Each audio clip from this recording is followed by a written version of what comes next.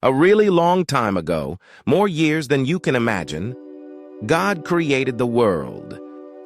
At first, it looked different from what you see now. No living creatures, no humans, animals, or birds, no plants or trees. Everything was dark and desolate. Then God spoke, saying, "Let there be light." And there was light. God was pleased with the light, so he called it day. When darkness returned, he named it night. These were the events of the first day. On the next day, God created the clouds and the sky, calling it heaven. He gathered the waters into seas and named the dry land earth.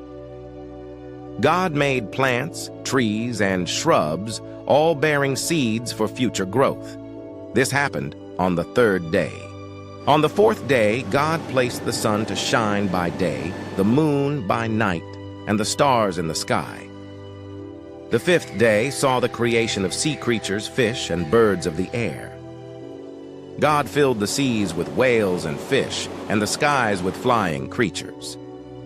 God then made various animals, both wild ones living in remote areas and domestic ones useful to humans.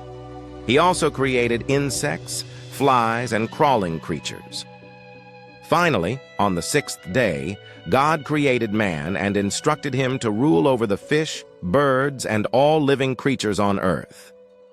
God provided fruits from trees and plants for humans to eat, while animals were to feed on leaves and grass. God formed man from the dust of the earth, breathed life into him, and placed him in a beautiful garden called Eden. There, a river kept the land moist. God instructed Adam to take care of the garden, allowing him to eat from any tree except one. God observed that it wasn't good for man to be alone, so he caused a deep sleep to fall on Adam, took a rib, and created woman. Adam named her Eve, and they lived together in Eden. However, a snake in the garden, representing evil, tempted Eve to eat the forbidden fruit. She, in turn, persuaded Adam to do the same. When God confronted them, they tried to hide but eventually confessed. God pronounced consequences, including hardship and mortality. Adam and Eve left Eden, guarded by angels and a flaming sword, preventing them from ever returning. God assured them of salvation through a future figure who would be sacrificed for their sins.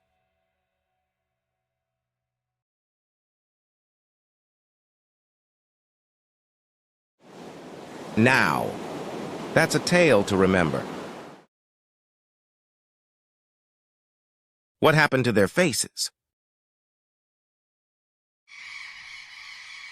Who's shooting those birds? Why is he getting younger? What the heck? Cut!